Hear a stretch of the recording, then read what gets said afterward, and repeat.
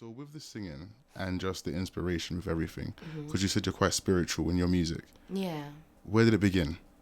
When or where? Where did it begin? Where? With my music specifically. Exactly. The spiritual writing. Mm-hmm. Definitely once I moved to Alberta. I used to live in Manitoba, and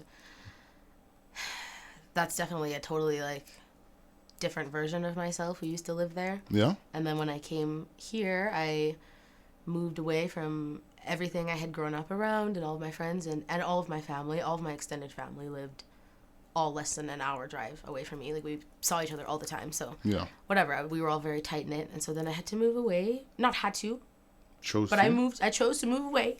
And that's exactly what I wanted, but it posed a lot of issues that I didn't really see coming Yeah. in my mental health and stuff, and just kind of that loss of not having all that stuff around, even though I might not need it or have needed it, but nonetheless, it just was gone. And so I had to deal with that. And so a lot of, I don't know, spiritual things started to happen. I started to experience things or see things in a more spiritual way. Yeah. And then I just started to come into my music writing a lot more. And I went back to some of my old songs and just changed, I want to say only context.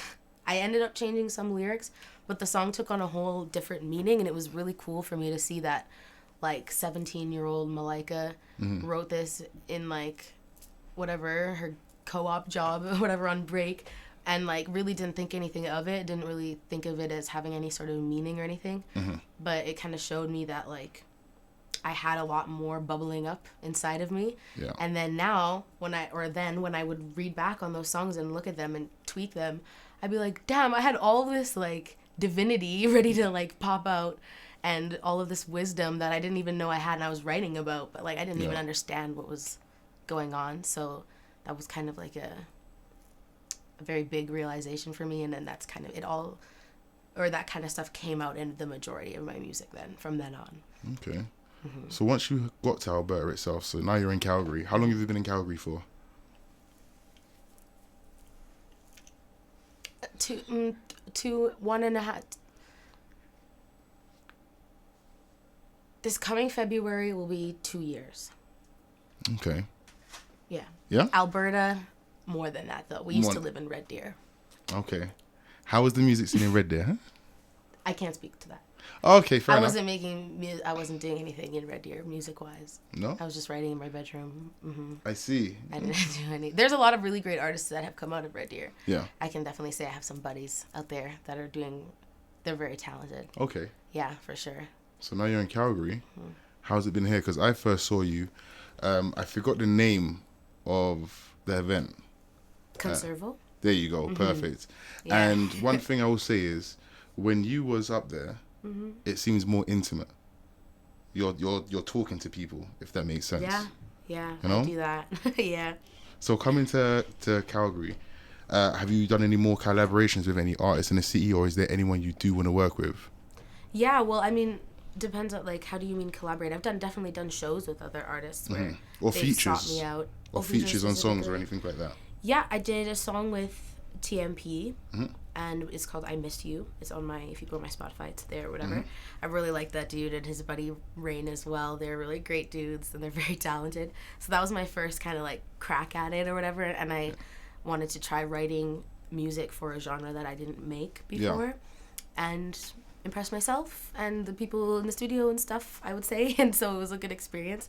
And now I'll definitely start making more with a lot more artists. I've had a lot of people reach out to me and stuff like that as well. Is there anyone in the city you would want to work with? Yeah, of course. Any names, or just open to... Let me think. No, yeah, I do know some people. I really want to make music with... he used to go by Mael, but it's Sumi now. Oh, yes. I love that dude. He's the best. Really great vibes, a buddy. I want to be his friend. Yeah. I'd say we are friends. So I really want to make music with him for sure. And then there's a couple other artists as well. Maybe I'll just throw his name out for now. Oh, maybe also Dizzy Walker. Shout out to Dizzy. Yeah, shout out to Dizzy. Because me and T Fanny actually went to not the show he just had, The one before. Yeah, well, not the show he just had. I opened for his last one. No, was we there? Oh, I wasn't there. I was in Toronto. I know. Yeah. So that's fine then. Oh, okay. I was like, oh gosh. Oh. No. You weren't around. I think I actually asked her about it or whatever. I invited you, didn't I? Yeah. Okay, perfect. Well, anyway, shouts to Dizzy. Yeah, shout out to Dizzy. Great artist. Yeah. But that's one thing I've.